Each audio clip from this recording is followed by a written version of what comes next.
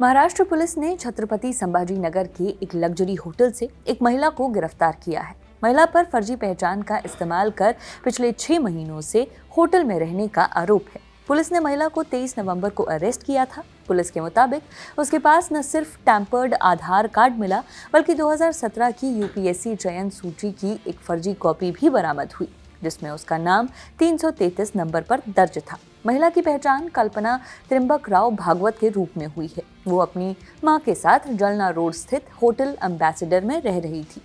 इस होटल में एक कमरे का किराया 7,000 रुपए पर डे था। पुलिस को महिला की गतिविधियों पर शक हुआ, जिसके बाद उसे गिरफ्तार कर लिया गया। लेकिन असली हैरानी तो जांच शुरू होने के बाद हुई। पूछताछ और तलाशी में ऐसे खुलासे हुए जिन्होंने सभी को चौंका दिया। पता चला कि महिला के पाकिस्तान और अफगानिस्तान से गहरे कनेक्शन हैं। उसके बैंक खाते में इन दोनों देशों में रहने वाले लोगों से बड़ी रकम ट्रांसफर हुई है। साथ ही उसके फोन में कई अंतर्राष्ट्रीय नंबर भी पाए गए हैं। आज तक से जुड़े दिव्येश सिंह की रिपोर्ट के मुताबिक महिला के खाते में अफगानिस्तान में मौजूद उसके प्रेमी अशरफ खलील और पाकिस्तान में रहने वाले खलील के भाई आवेद के खातों से भारी रकम भेजी गई। महिला के फोन से इन दोनों के पासपोर्ट, वीजा और भारत आने के आवेदन की तस्वीरें भी बरामद हुई है। मामला बेहद संवेदनशील होने के कारण एटीएस और आईबी पिछले 3 दिनों से उससे लगातार पूछताछ कर रही हैं। जांच में ये भी सामने आया है कि कल्पना भागवत अक्सर जयपुर और दिल्ली ट्रैवल करती थी। वो दावा करती थी कि उसकी मुलाकातें ऊर्जा मंत्रालय और गृह मंत्रालय के कई अधिकारियों से होती है। वो लोगों को बिना डॉक्यूमेंट वीजा दिलाने और बड़े पैमाने पर तबादले करवाने का भरोसा भी दिलाती थी। उसके पास पुणे के एक पूर्व कुलपति का एक कथित प्रमाण पत्र भी मिला, जिसमें उसे सर्वश्रेष्ठ आईएएस अधिकारी बताया गया है।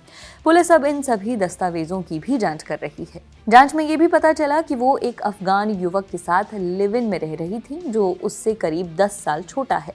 पुलिस इस बात की भी जांच कर रही है कि क्या उस युवक का परिवार पाकिस्तान में रहता है। पूछताछ में महिला ने कई बड़े राजनीतिक नेताओं से भी संबंध होने का दावा किया है। इन सभी तथ्यों को देखते हुए पुलिस अब ये पता लगाने में जुटी है कि मामला सिर्फ फर्जीवाड़े और ठगी का है या फिर इसके पीछे कोई और बड़ा और गंभीर मकसद जुड़ा हुआ है।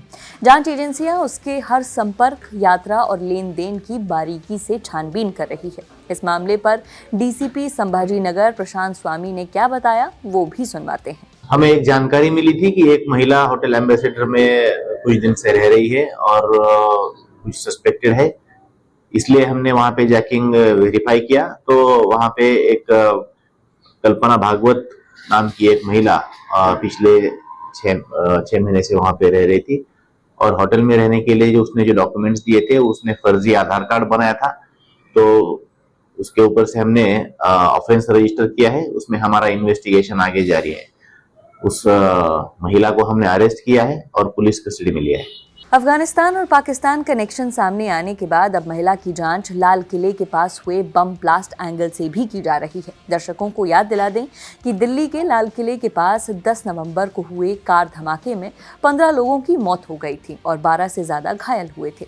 इस मामले में अब तक 7 लोगों को गिरफ्तार किया जा चुका है। इस आतंकी हमले में शामिल सभी प्रमुख आरोपी मेडिकल बैकग्राउंड से जुड़े बताए गए हैं। जांच एजेंसियां अब यह पता लगाने में जुटी है कि संभाजी नगर में पकड़ी गई महिला का इस पूरे नेटवर्क से कोई संबंध है या नहीं। मामले में आगे जो भी अपडेट आएगा, हम आप तक यूं ही लेकर आएंगे। मेरा नाम है नेहा धीमान। देखते रहिए दी ललन टॉप। शुक्रिया।